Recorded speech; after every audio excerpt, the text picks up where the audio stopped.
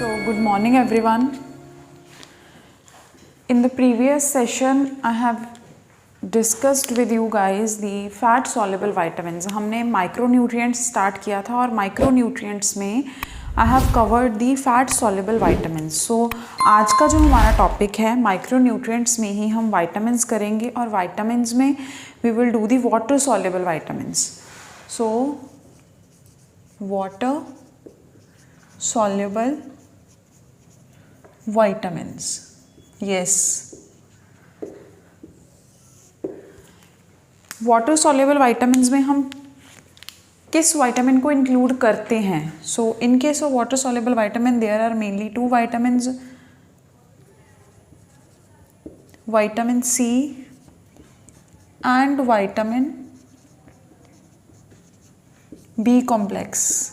And in the previous class I have mentioned you कि जो vitamin B complex है उस केस में it is actually vitamin B के सब ग्रुप्स हैं, vitamin B1, vitamin B2, vitamin B3 like this. तो इसके सब ग्रुप्स हैं, अलग अलग टाइप्स ऑफ विटामिन्स हैं and together they are forming the vitamin B complex. So I am starting with vitamin C. Vitamin C का जो अनदर नेम है, विटामिन सी का जो अनदर नेम है it is called as ascorbic acid. So the another name of vitamin C is the ascorbic acid. So now let's talk about the foodstuffs or the sources of the vitamin C. तो vitamin C हमें कौन से sources से मिल रहा है? Any guesses? vitamin C के क्या sources हैं? So ascorbic acid के क्या sources हैं? Citrus, foodstuffs or specifically the citrus fruits. So in this case if we will see orange, amla, lemon, these are the few sources that contain the vitamin C, and amla is the richest source of vitamin C. It is the richest source of vitamin C. So these are the few examples that I have mentioned कि citrus fruit जो खट्टे fruit होते हैं या फिर the foodstuffs जो थोड़े से सार हैं naturally, वो नेचुरली ही सार हैं, हम उनको उसी फॉर्म में कंज्यूम कर रहे हैं और उनमें थोड़ा सा खट्टापन है. So they are the citrus fruits या citrus food stuffs. So the few examples are orange, amla, lemon. इनमें खट्टापन ज़्यादा है, राइट. सो ये विटामिन सी के सोर्सेज हैं, यहाँ से हमें विटामिन सी मिल रहा है. And among all these citrus food stuffs जो आंवला है, आंवला इज़ अ रिचेस्ट सोर्स. आंवला में बहुत ज़्यादा विटामिन सी है. Now let's move towards the functions of vitamin C. What vitamin C is doing inside our body, functions और how it is helpful for us.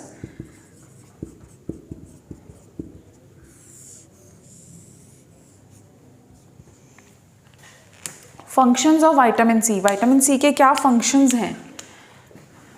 First of all it is very helpful और it is the major part that is involved in the synthesis of collagen in our skin. तो हमारी skin की health के लिए vitamin C is very very important. हमारी skin के अंदर collagen है, अ टाइप ऑफ प्रोटीन जिसकी फॉर्मेशन जो है वो विटामिन सी के कारण ही होती है. अगर विटामिन सी नहीं होगा तो कोलेजन की सिंथेसिस नहीं होगी, कोलेजन की बायोसिंथेसिस नहीं हो रही. और अगर कोलेजन हमारे स्किन के सेल्स में कम है तो स्किन लूज़ हो जाती है. जैसे इट इज़ बीइंग सेड कि यूजुअली जैसे विद एज है रिंकल्स आ जाते हैं, राइट. एंड स्किन ग्लो जो है वो कम हो जाता है. So that is the one reason, because धीरे धीरे कोलेजन की जो सिंथेसिस है वो कम हो जाती है. सो कोलेजन की जो बायोसिंथेसिस है उसको कौन कंट्रोल कर रहा है? दैट इज़ विटामिन सी और ascorbic acid. So it is very helpful for the biosynthesis of collagen. कोलेजन की बायोसिंथेसिस के लिए बहुत बहुत ज़्यादा इम्पॉर्टेंट है. That is why we can say very important for our skin.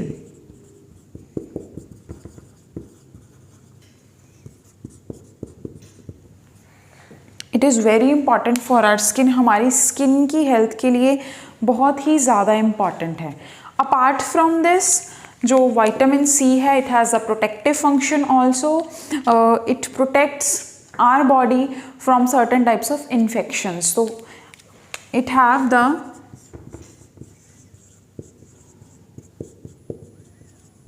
Protective function.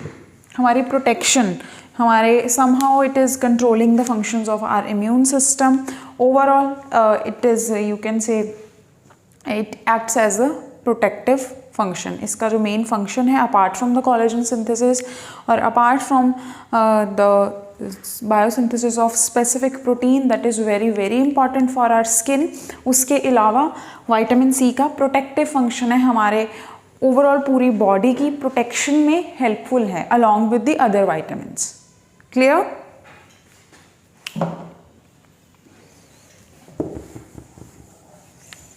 Now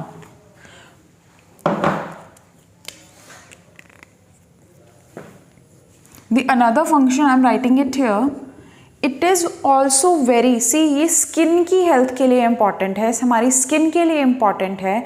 तो अगर हम स्पेसिफिक टारगेट एरियाज देखें कि ओवरऑल पूरी स्किन में कोलेजन की बायोसिंथेसिस हो रही है, प्रोटेक्शन का फंक्शन है, उसके साथ साथ specifically vitamin C is very important for our gums, जो हमारे मसूड़े हैं, राइट, हमारे टीथ के, यू कैन से कि हमारे दांतों, हमारे जॉज की, जो जॉज के अंदर एक स्किन लेयर है, राइट, गम्स हैं, उनके ऊपर जो, उसके ऊपर जो स्किन लेयर है, उसकी फॉर्मेशन, उसको मेंटेन करने का काम भी विटामिन सी का ही है. And that is why it is very important for our gums. हमारे मसूड़ों के लिए बहुत ही ज़्यादा इम्पॉर्टेंट है vitamin C, right. Next is the deficiency symptoms. अभी कोई पर्सन है जो अपने फूड के अंदर विटामिन सी इंक्लूड नहीं कर रहा या कर रही, देन डेफिनेटली उसको प्रॉब्लम्स आएंगी. So now just go through these functions once. अगर आप फंक्शंस एक बार समझ लोगे तो आप डेफिशिएंसी सिम्टम्स को भी डायरेक्टली रिलेट कर पाओगे. स्किन में प्रॉब्लम है और स्किन इलास्टिसिटी एक एज से पहले लूज होने लग गई है. लेट्स सपोज कि यू आर अडल्ट, राइट, तो उस केस में एट दिस एज अगर आप विटामिन सी नहीं कंज्यूम करोगे, देन ऑटोमेटिकली स्लोली आपकी स्किन की इलास्टिसिटी जो है वो लूज होने लग जाएगी. इन other words, if I say कि कोलेजन की जो बायोसिंथेसिस है वो बहुत कम होगी और स्किन ग्लोइंग नहीं रहेगी, right. So as the deficiency symptom में सबसे मेजर सिम्टम आएगा कि स्किन इलास्टिसिटी जो है वो एज फैक्टर अगर हम कंसिडर ना करें या फिर हम स्पेसिफिकली टारगेट एरिया देखें कि एक अडल्ट है, उस केस में नहीं लूज होनी चाहिए. बट अगर वो पर्सन अगर विटामिन सी नहीं कंज्यूम कर रहा अपने खाने के अंदर, तो उसको डेफिनेटली फिर स्किन इलास्टिसिटी होगी, कोलेजन बायोसिंथेसिस नहीं होगा, right.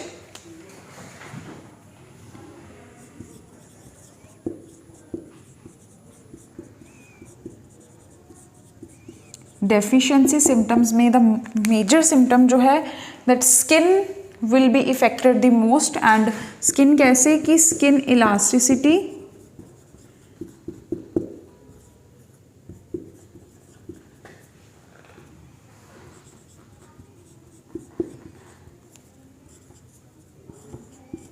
Skin elasticity will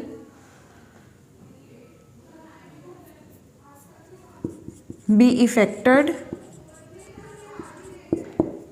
In other words, if I'll say collagen biosynthesis will be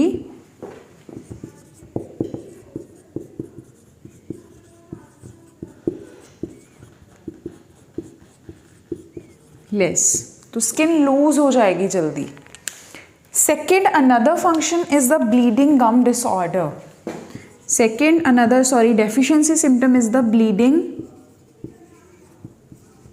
gums problem. So इस केस में क्या हो रहा है, as I have written here कि it is important for our gums, right, और इट इज़ इम्पॉर्टेंट हमारे जो मसूड़े हैं उनके लिए अच्छा है, बिकॉज अगर गम्स की बात करें so they are also made up of the एक लेयर है, स्किन लेयर के सेल्स जैसे हैं, वैसे ही गम्स जो हैं वो उसी लेयर वाले सेल्स के जैसे बने हुए हैं। तो ब्लीडिंग गम्स प्रॉब्लम में क्या होगा कि जो मसूड़े हैं उनमें जो स्किन लेयर है, एक सबसे पहले तो उसकी भी इलास्टिसिटी पे इफ़ेक्ट होगा, उस जो मसूड़े की स्किन लेयर है उसकी जो थिकनेस एंड थिननेस है इट विल बी इफेक्टेड, और ब्लीडिंग गम्स में से ब्लीडिंग या ब्लड निकलता रहता है, बिकॉज वो स्किन के जो सेल्स हैं, स्पेसिफिकली गम्स की जो स्किन है वो सेल्स हैं वो बहुत वीक हो जाते हैं, बिकॉज उनकी फॉर्मेशन के लिए भी उनको बनने के लिए भी विटामिन सी चाहिए। Clear? So this is how vitamin C is important and उसके फंक्शंस क्या हैं, एंड अगर डेफिशिएंसी हो जाएगी तो क्या होगा।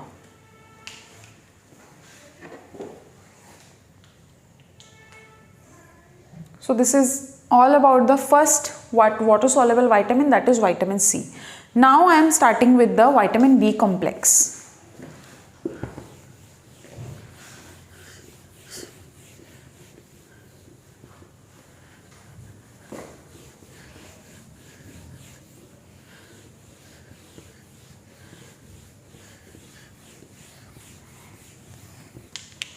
And vitamin B complex में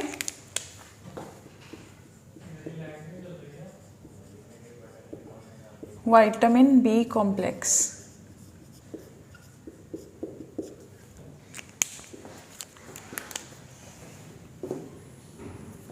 and in case of vitamin B complex में सबसे पहले जो फर्स्ट कैटेगरी फर्स्ट विटामिन है that is vitamin B1 and vitamin B1 I am writing VIT for vitamin, and vitamin B1 का जो another name है that is thiamine.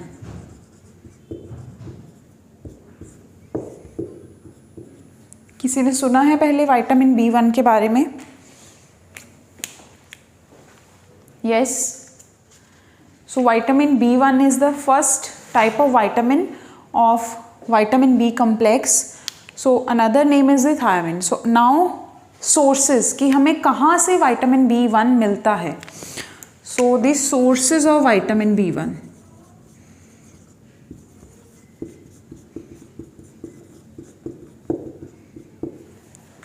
क्या क्या sources हैं vitamin B1 के?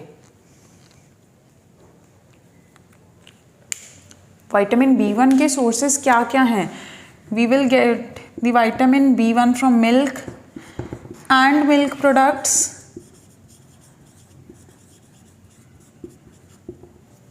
राइट, एनिमल प्रोडक्ट्स स्पेसिफिकली अगर meat की बात करें, एग की बात करें,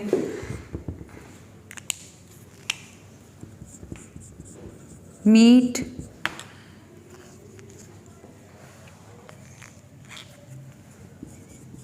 egg, any other sources, fruits, vegetables.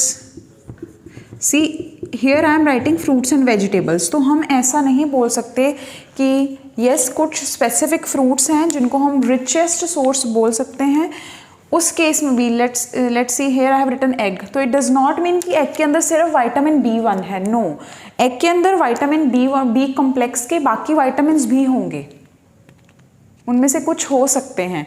सो माइक्रोन्यूट्रिएंट्स के केस में हम एज सच एक स्पेसिफिक वो कैटेगरी नहीं ले सकते कि ओके एक वेजिटेबल है, कि एक स्पेसिफिक अगर विटामिन की ही बात करें in case of B complex mainly, कि एक वेजिटेबल है उससे हमें सिर्फ और सिर्फ विटामिन बी कम्प्लेक्स में से विटामिन B1 ही मिलेगा। It is not like this, right. उस स्पेसिफिक वेजिटेबल से we may get the vitamin A also, we may get the vitamin E also.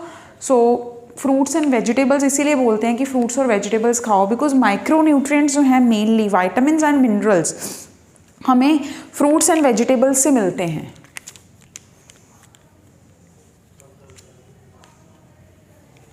Clear? Apart from this pulses,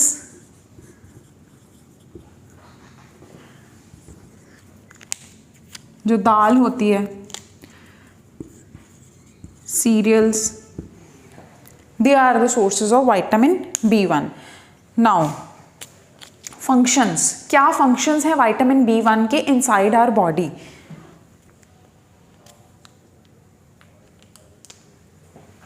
These are the sources, functions.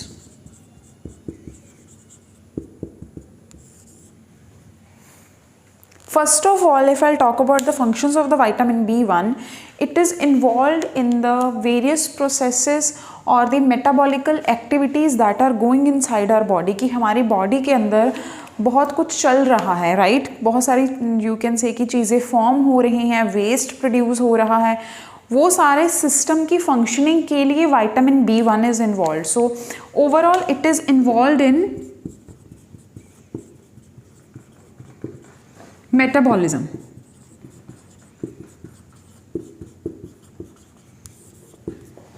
Metabolism में क्या हो रहा है? There is the formation also, बहुत सारे products form हो रहे हैं जो हमारे सेल्स यूटिलाइज कर रहे हैं as you can say the form of energy, as to build a number of cells further.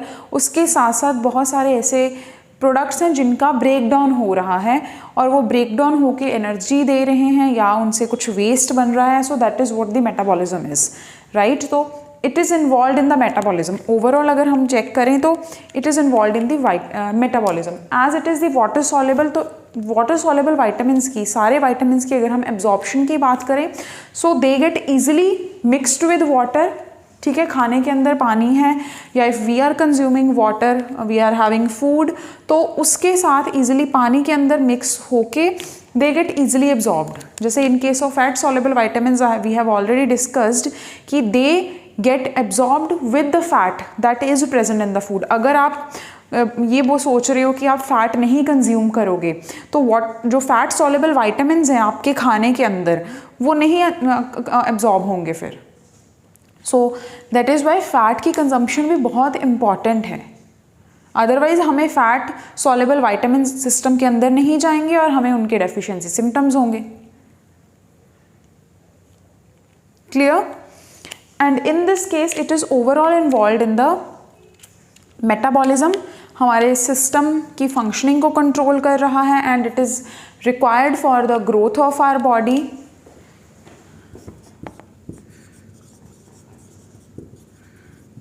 Required for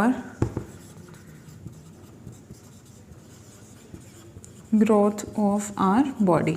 Now, in case of vitamins, mainly we should know their sources, functions and the deficiency symptoms, because usually if we will see कि जो vitamins हैं they comes under the micronutrients. ये हमें बहुत ही कम amount में चाहिए, but we are not consuming उतना healthy food कि हमें ये कम अमाउंट में मिल जाए. इसी कारण जो है vitamins हो गया, मिनरल्स हो गया, स्पेसिफिकली vitamins की अगर बात करें तो इनके डेफिशिएंसी सिम्टम्स बहुत ज़्यादा हैं among people.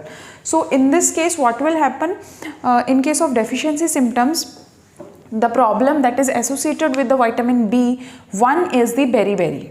तो beriberi is a problem जो vitamin B1 की डेफिशिएंसी के कारण हो रही है.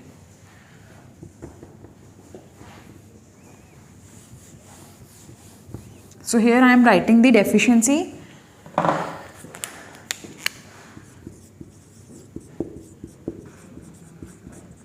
अगर विटामिन B1 की डेफिशिएंसी होगी then beriberi. It is a problem and it is of two types. One is the wet beriberi and another one is the dry beriberi.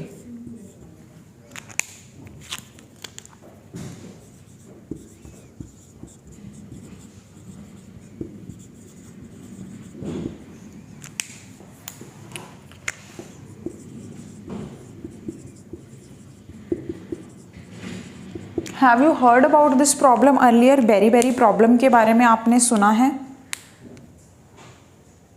So usually if we'll say कि vitamin B1 it is involved in the metabolism and it is required for the proper functioning of our body, proper functioning of our system. उसके साथ साथ it is important for our growth. ठीक है, तो berry की problem हो रही है अगर कोई पर्सन है अपने खाने के अंदर या पर्सन इज नॉट कंज्यूमिंग उतना विटामिन B1 जितना उसको चाहिए, तो उसकी बॉडी की ओवरऑल ग्रोथ जो है वो इफ़ेक्ट हो रही है, मेटाबॉलिज्म इफ़ेक्ट हो रहा है and proper functioning of the system वो इफ़ेक्ट हो रहा है, उसके कारण ये प्रॉब्लम हो रही है, that is beri.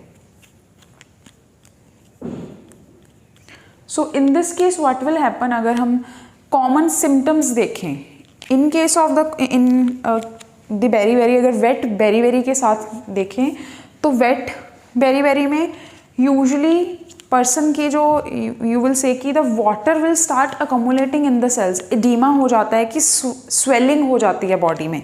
So in this case edema क्या है? स्वेलिंग ऑफ द सेल्स और स्वेलिंग सूजन. Clear? So this is one we can say कि in case of wet beriberi this edema or the swelling is the one main symptom. Overall general अगर देखें wet beriberi और the dry beriberi इन दोनों में कुछ symptoms जो हैं वो कॉमन है कि मेटाबॉलिकल इंटरनल सिस्टम की फंक्शनिंग, बॉडी की वीकनेस है, ग्रोथ नहीं अच्छे से हो रही, these are the main symptoms.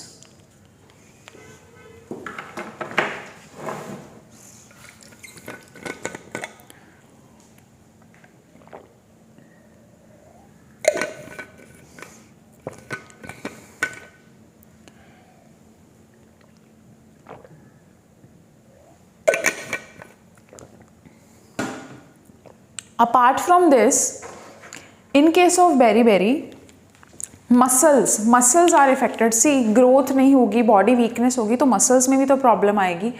In this case अगर हम देखें कि जो मसल्स हैं, एडिमा केस है, एडिमा के केस में जैसे थोड़ा फेस है सूजा हुआ है या फिर ओवरऑल बॉडी में थोड़ी स्वेलिंग आ गई है, उसके साथ साथ it seems like in case of wet beri कि जो मसल्स हैं वो भी सूज गई हैं, कि मसल्स में भी थोड़ा सा स्वेलिंग हो गई है. As compare to it dry beri में मसल्स वैसे ही बहुत ज़्यादा वीक हो जाती हैं. अगर कोई पर्सन आप देखोगे कि उसको बेरी है, अगर वेट बेरी होगा तो उसके इसमें स्वेलिंग आएगी, उसकी बॉडी में सूजन आएगी. As compare to this in case of dry beri उसकी बॉडी में सूजन नहीं होगी, वो वैसे ही पर्सन बहुत वीक दिखे लगेगा आपको देखने में. इफ़ यू नो और if the doctors have declared that उस पर्सन को बेरी है तो मसल्स बहुत ज़्यादा वीक हो जाती हैं in case of dry berry.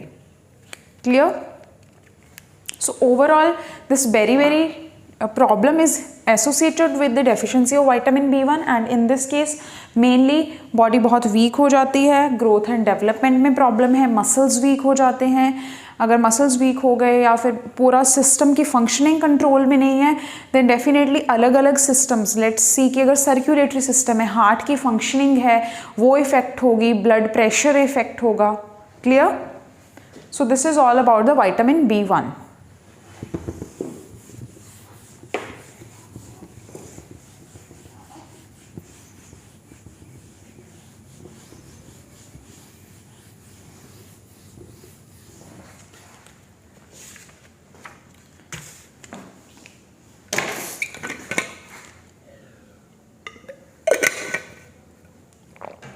And the next type of vitamin is, in case of vitamin B complex, it is vitamin B2. Vitamin B2, that is riboflavin.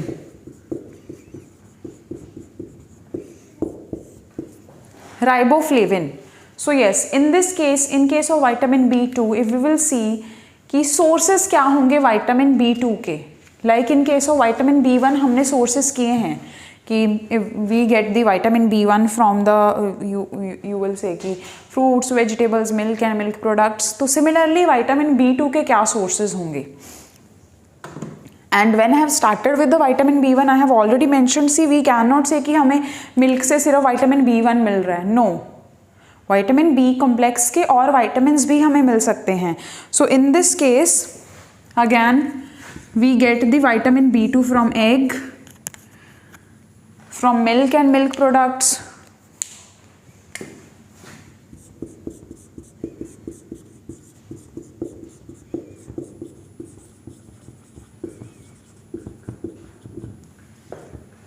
cereals. Apart from this,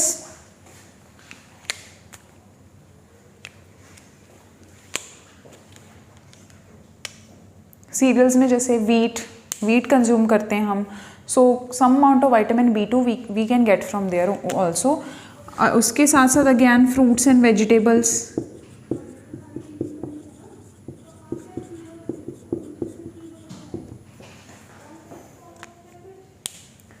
so these are the general products जिनमें vitamin B1 भी है, vitamin B2 भी है, इसके साथ साथ vitamin B complex के बाकी अदर विटामिन्स भी हैं कुछ.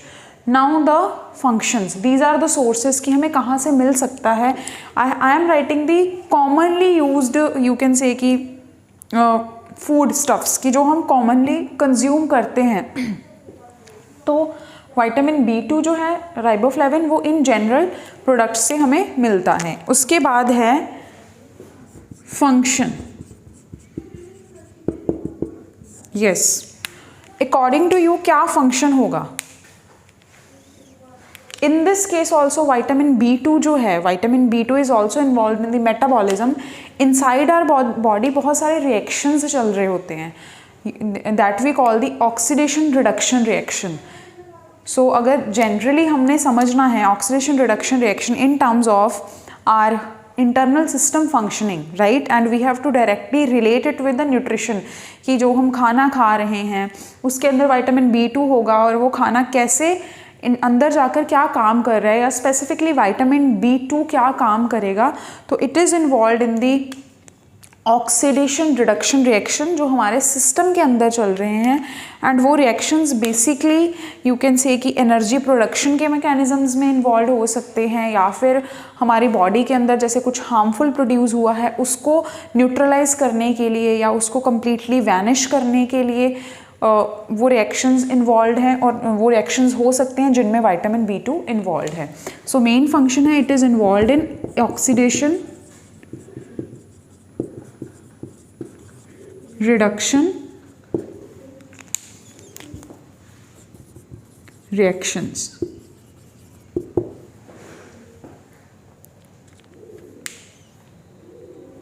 This part is clear.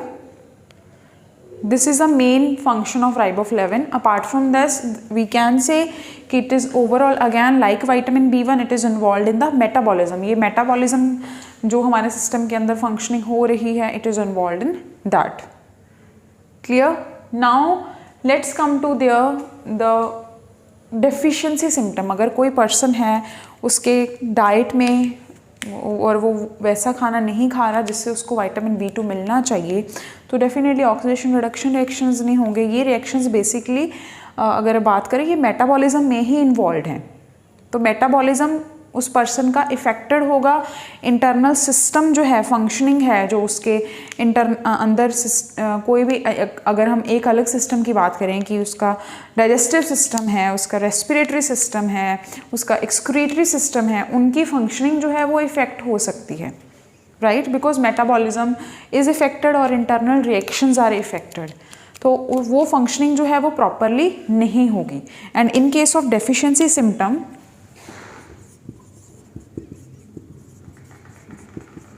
Deficiency के कारण एक मेन प्रॉब्लम है, like in case of vitamin B1 beri. So in case of vitamin B2 it is arabinoflavinosis. This problem is associated with the deficiency of vitamin B2, arabinoflavinosis.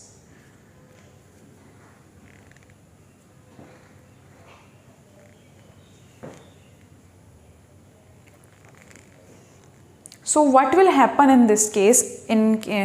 in case of the deficiency of vitamin B2, arabinoflavinosis में भी actually बहुत सारे further symptoms होते हैं. Usually in this case we can say कि dry lips and ulcers हो जाते हैं, मुंह के अंदर अल्सर्स हो गए हैं, आपकी ओरल कैविटी है उसके अंदर अल्सर्स हो गए हैं, या फिर लिप्स के अराउंड जो हैं यू कैन से कि थोड़ा इचिंग हो रही है, या फिर छोटे छोटे यू कैन से पिंपल्स आ गए हैं, या इन्फ्लेमेशन हो गई है लिप्स की. So these all symptoms are related with or they are associated with arabinoflavinosis. So in this case, lips, dry lips या swelling around lips, even in some cases there are ulcers on tongue or inside the oral cavity. So this is the main symptom of arabinoflavinosis or the deficiency symptom of vitamin B2. Next is the vitamin B3.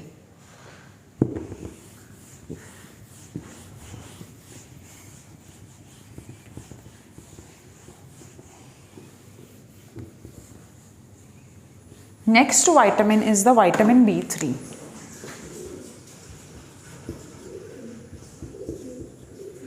So what could be the scientific name of vitamin B3? Vitamin B3 का scientific name क्या होगा? Niacin.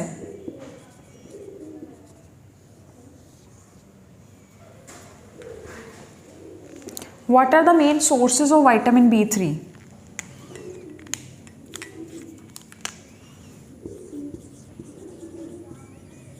Sources of vitamin 3 are again egg, milk products, fruits, vegetables, and उसके साथ साथ animal you can say products, that is the meat, right?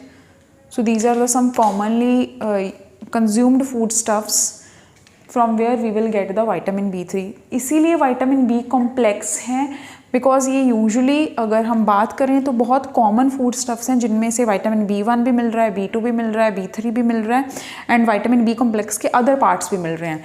That is Y इसको complex की form में categorise किया हुआ है, बिकॉज फूड स्टफ्स बहुत कॉमन हैं इन वाइटामिन के, चाहे वो विटामिन B1 है, विटामिन B2 है या विटामिन B3 है.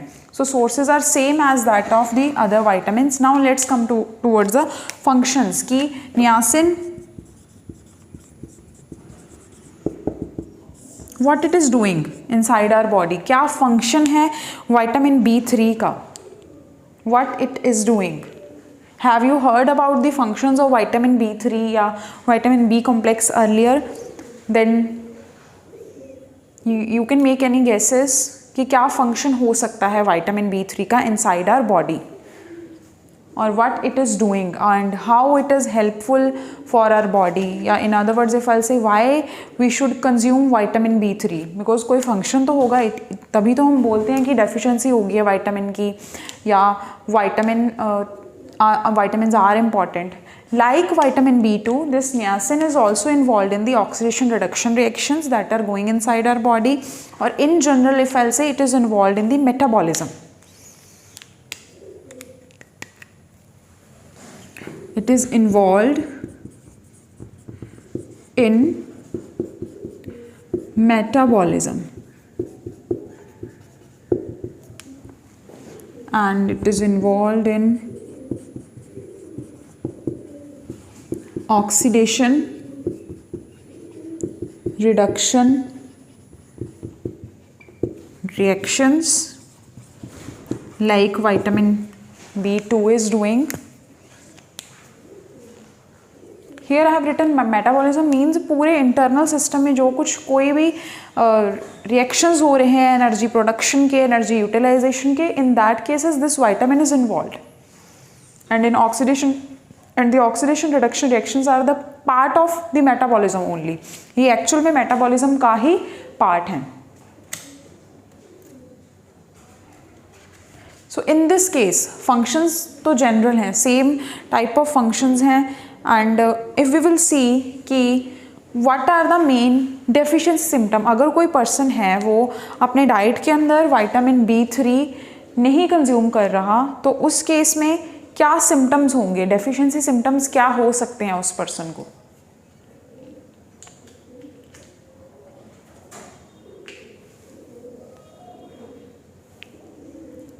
So the general functions in case of vitamin B3 are,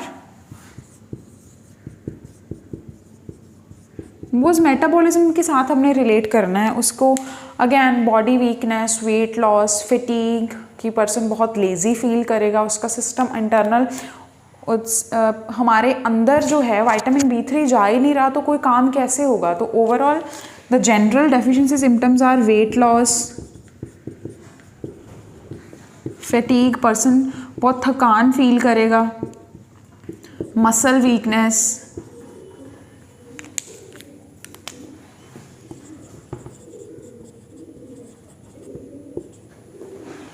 because metabolism में इफेक्ट हुआ है तो उसका इंटरनल सिस्टम काम कैसे कर सकता है। तो उसके कारण ये जनरल से सिम्टम्स हैं।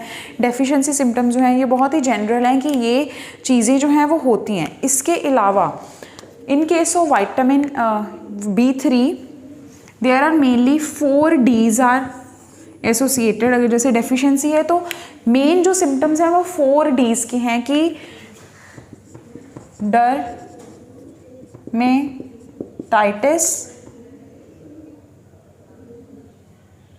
डर्मेटाइटिस की स्किन की स्वेलिंग हो गई है, या फिर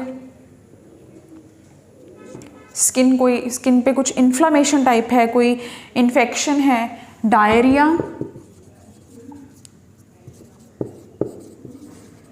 dementia and death.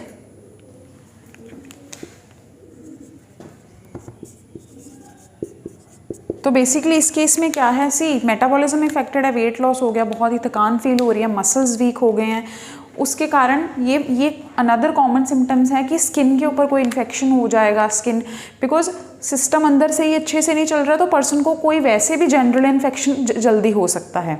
Diarrhoea, digestive system का इशू आ गया मेन। डिमेंशिया, उसको ब्रेन में कोई प्रॉब्लम हो गई है, उसको you can say the thinking capacity और the thinking capability of the person जो है वो लूज होने लग गई है, धीरे धीरे वो भूलने लग गया है सारा कुछ। और एट द एंड अगर ये बहुत ज़्यादा स्वीयर हो जाए, पर्सन कंट्रोल नहीं किया गया इस प्रॉब्लम को ऑन टाइम, तो person can die. Clear?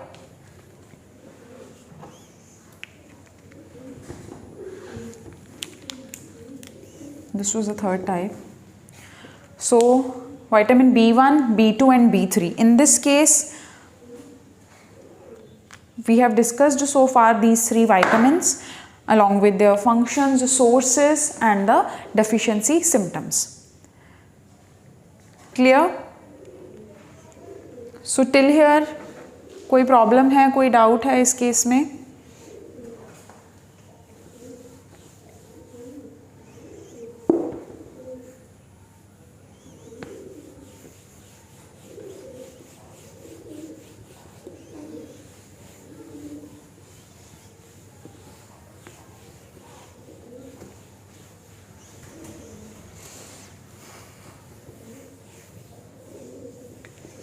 Next vitamin is the vitamin B5, that is the pantothenic acid.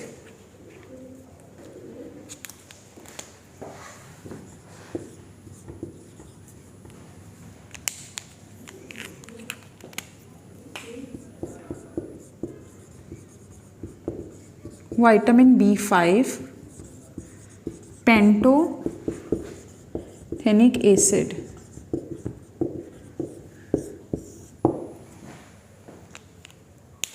So what could be the sources of vitamin B5? क्या sources होंगे vitamin B5 के?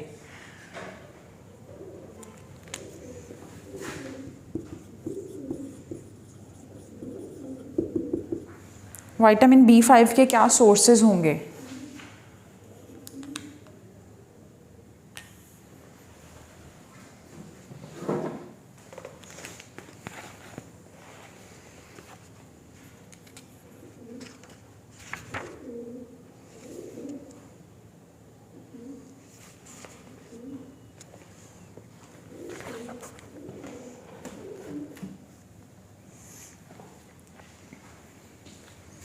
So again the common sources of vitamin B5,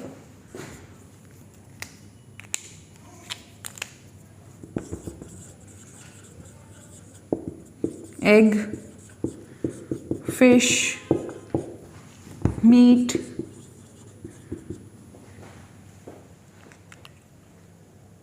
vegetables,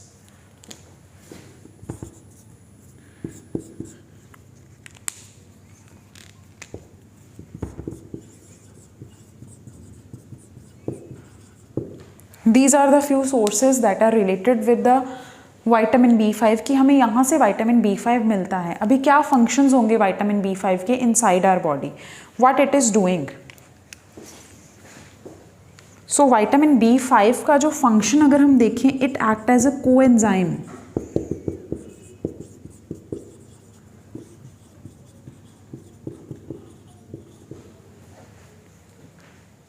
और in other words if I say कि it act as the component of coenzyme A.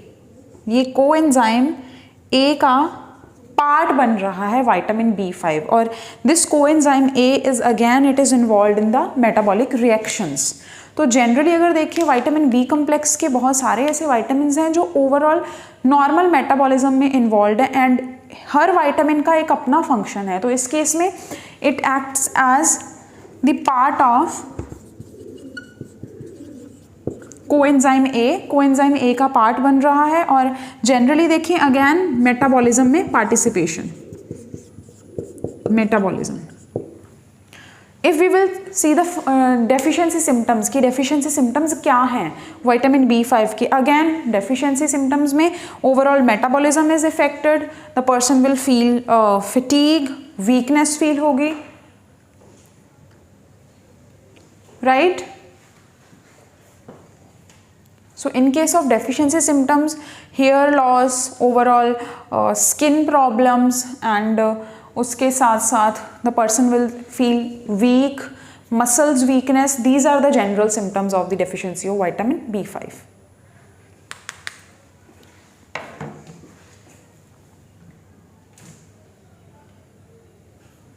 Clear?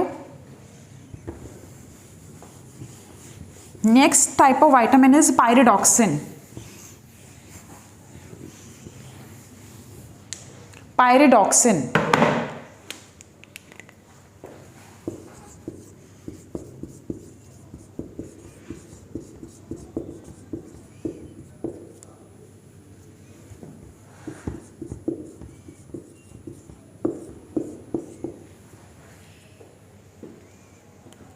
Pyridoxine.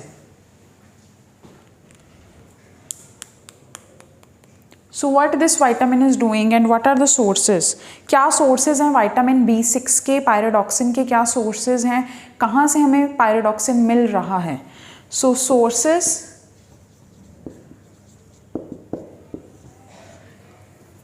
pyridoxine के क्या sources हैं? From where we are getting it? Again, almost the same type of sources. We get the pyridoxine from the egg, vegetables, meat, milk या milk के products, cheese, right? And the functions.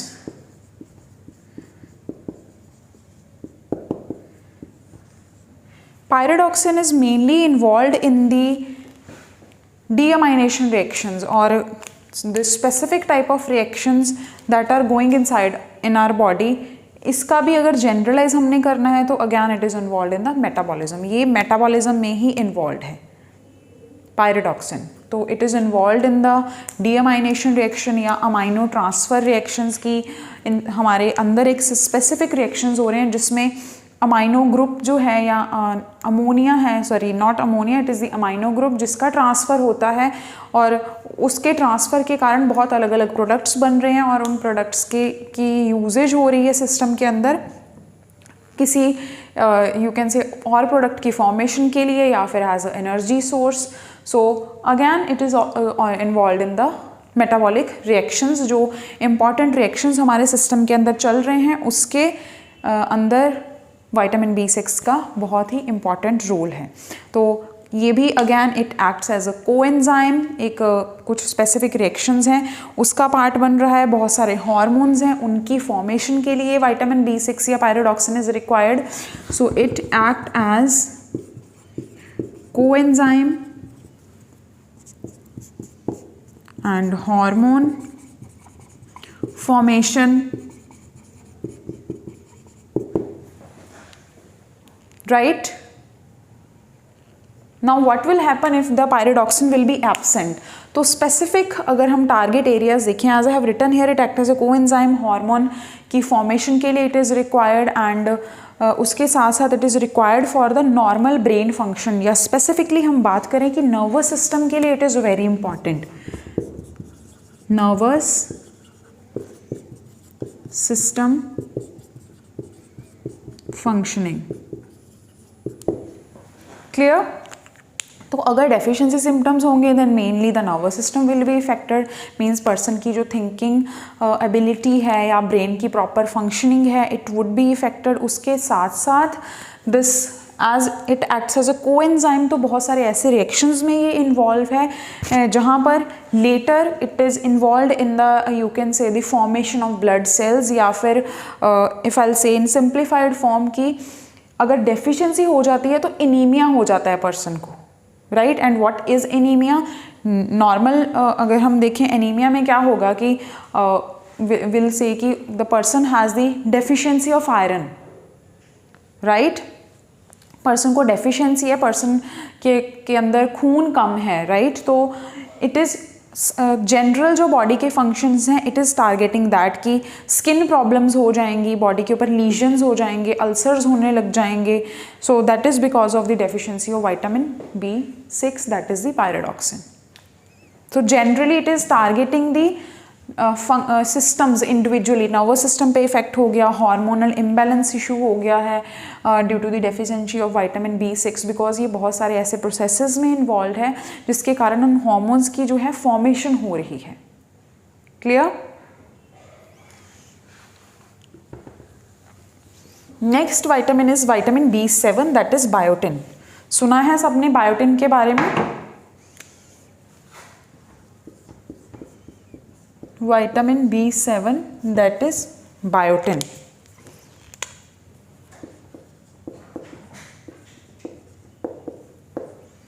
So what are the sources of vitamin B7 या biotin के क्या sources हैं? कहाँ से हमें vitamin B7 मिल रहा है? बायोटिन हमें कहाँ से मिल रहा है?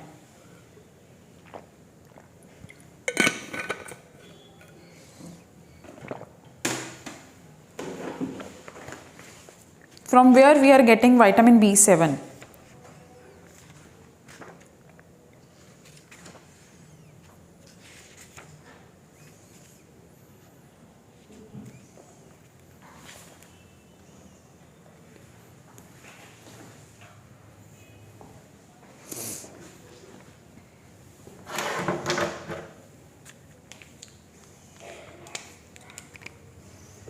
So the sources of vitamin B7 are again egg, cod liver,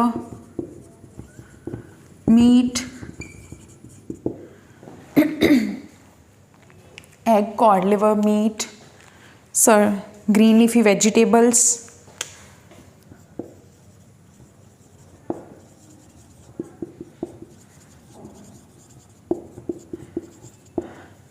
so here my question is, shall a person अगर हम बात करें क्या हम रॉ एग कंज्यूम कर सकते हैं, कच्चा अंडा खा सकते हैं? रॉ फॉर्म में एग को कंज्यूम करना is good, it is healthy और not? So there is a problem if the person will consume raw egg. Raw egg के अंदर एक स्पेसिफिक मॉलिक्यूल होता है that is called as avidin. Avidin जो है ये रॉ एग के अंदर प्रेजेंट है। तो अगर कोई पर्सन रॉ एग कंज्यूम करेगा तो ये एविडिन क्या कर रहा है? बायोटिन जो है इसकी सिस्टम के अंदर यूटिलाइजेशन या एब्जॉर्प्शन नहीं होने देगा। तो अगर कोई पर्सन रॉ एग कंज्यूम कर रहा है ये सोच के कि we are getting vitamin B7 from it, but actually it is not like this.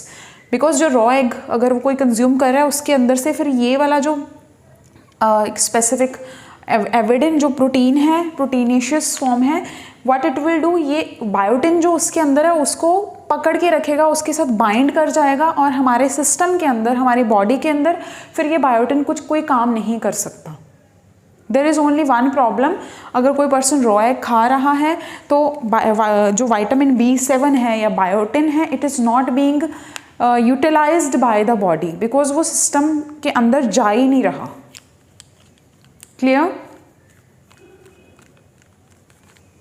Again, the symptoms, main symptoms, sorry, the functions, it is overall important for our health, our skin, our hairs, right, our nails.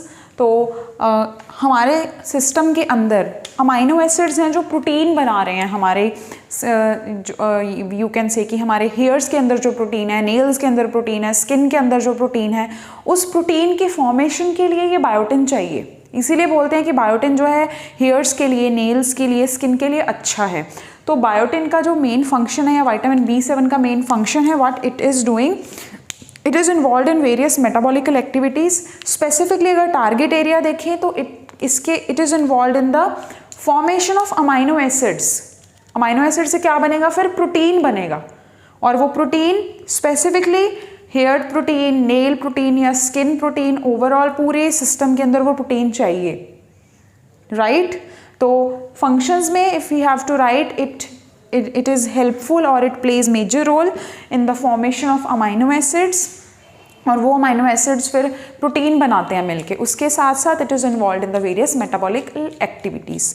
अगर deficiency की बात करें कि vitamin B7 या biotin की deficiency हो रही है, तो उस डेफिशिएंसी के कारण क्या हो रहा है?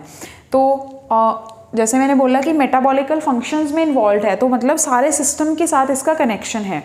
द कॉमन डेफिशिएंसी सिम्टम्स है कि हेयर लॉस होने लग जाता है, नेल्स जो हैं बड़े ब्रिटल हो जाते हैं, यू कैन से कि नेल्स भी थोड़े वीक हो जाते हैं, स्किन प्रॉब्लम्स आ जाती हैं, या स्किन की इलास्टिसिटी अगेन थोड़ी लूज़ हो जाती है। उसके साथ साथ हेलुसिनेशंस होती हैं उस पर्सन को, digestive system related issues, diarrhoea, nausea, vomiting, muscle pain बहुत होता है। तो हर सिस्टम को टारगेट करके अगर हम चले तो ओवरऑल पूरी बॉडी की जो फंक्शनिंग है वो डिस्टर्ब हो जाती है। बट कॉमनली विजिबल सिम्टम्स या जल्दी जो विजिबल होंगे वो होगा मेनली हेयर फॉल। हेयर्स में this for the hairs, for the nails या फॉर स्किन, तो इन एरियाज में अगर कोई मेजर प्रॉब्लम है then we can directly relate it with the deficiency of vitamin B7, right? I hope this is clear. So after B7 we have the vitamin B9, that is the folic acid.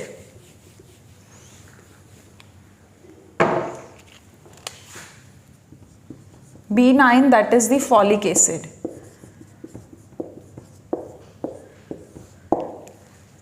Have you heard about the vitamin B9, that is the folic acid?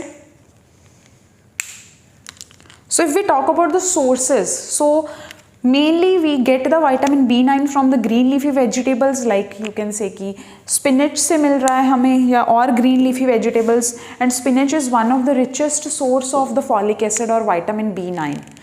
And apart from this, green leafy vegetables या red meat, from there we can get the vitamin B9 और folic acid, right? So the richest source अगर देखें, green leafy vegetables and meat. Now let's talk about the functions of the folic acid. What this folic acid is doing inside our body, it is involved in the maintenance of red blood cells. तो red blood cells हैं जो हमारे blood के important sales हैं, उनकी maturation की, उनकी growth, एक प्रॉपर ग्रोथ होके तभी वो सेल फंक्शन कर पाएगा। उस सेल की मैचुरेशन के लिए, उस सेल की मेंटेनेंस के लिए फॉलिक एसिड इज़ रिक्वायर्ड। अगर फॉलिक एसिड नहीं होगा तो रेड ब्लड सेल्स जो हैं उनकी प्रॉपर ग्रोथ नहीं होगी। ग्रोथ नहीं हो रही तो वो अपना काम नहीं कर पाएंगे, और ओवरऑल जो पर्सन है उसके अंदर इफ वी से कि सेल्स की कमी आ जाती है, और उसके कारण हो जाता है anaemia. Clear? So in this case the function is, what it is doing, it maintain RBC, जो रेड ब्लड सेल्स हैं हमारे खून, जो ब्लड के अंदर सेल्स हैं रेड ब्लड सेल्स, उनकी मेंटेनेंस, उनकी मैचुरेशन के लिए this is very important. And अगर विटामिन B9 कोई पर्सन कंज्यूम नहीं कर रहा, उसकी बॉडी में विटामिन B9 कम है, फॉलिक एसिड कम है, तो उस पर्सन को डेफिशिएंसी सिम्टम होगा, और डेफिशिएंसी सिम्टम है एनीमिया, मीन्स खून की कमी आ जाएगी। खून की कमी आने का इस केस में रीज़न होगा कि RBCs जो हैं, रेड ब्लड सेल्स जो हैं, उनकी ग्रोथ नहीं हो रही प्रॉपर, वो प्रॉपर काम नहीं कर पा रहे, तो डेफिनेटली पर्सन के अंदर जो है वो खून की कमी आएगी। उसके साथ साथ हीमोग्लोबिन एक प्रोटीन है जो ब्लड के अंदर है, विटामिन B9 हीमोग्लोबिन की सिंथेसिस के लिए भी बहुत ज़रूरी है, HB synthesis. And deficiency symptom only one, that is the anaemia. Clear? Next vitamin is the vitamin B12, that is cobalamin. Vitamin B12, that is cobalamin. It is also very important like vitamin B9. So in the vitamin B complex, this vitamin B12, that is the cobalamin, is the important vitamin. And what are the sources of vitamin B12? क्या sources हैं vitamin B12 के, हमें कहाँ से मिल रहा है?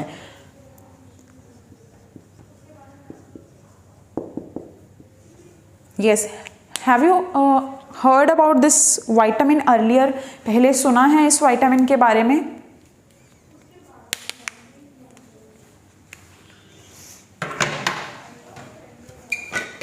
Yes, you have to think about it once.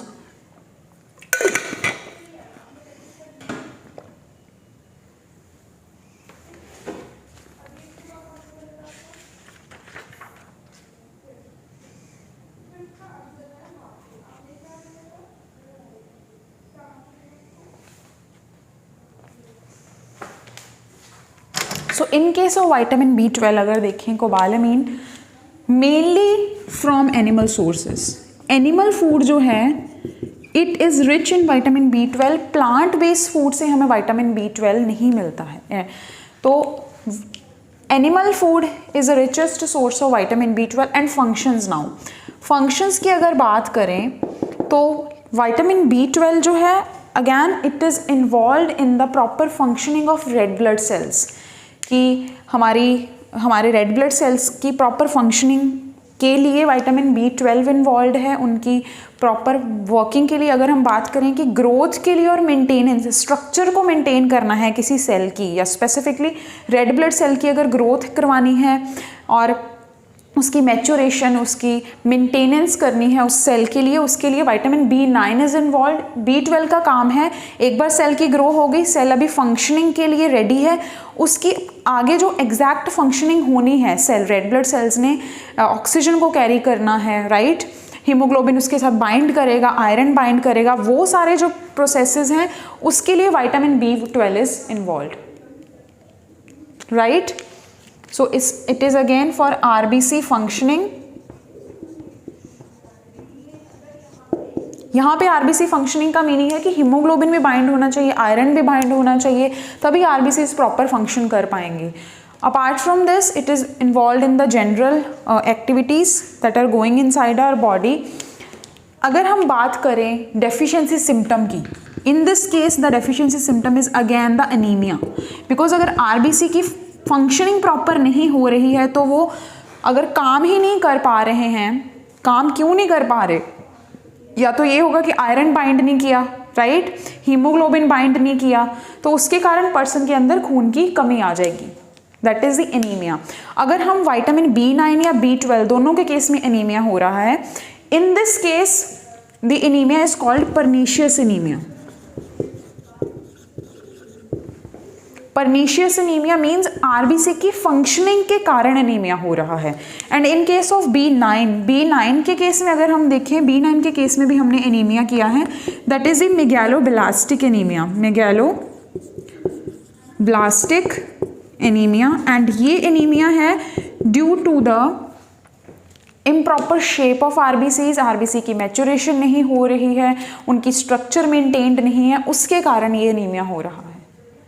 Clear? So with this we are done with the vitamins. I hope आपको ये अच्छे से समझ आया हो। इन दिस केस हमने अभी वाटर सॉल्युबल वाइटामिन्स जो हैं वो कंप्लीट कर लिए हैं। In the previous class we have discussed the fat soluble vitamins. सो ये वाइटामिन्स का टॉपिक आज हमारा कंप्लीट है and in the next session will meet with the new topic. Till then take care and I hope this part is clear.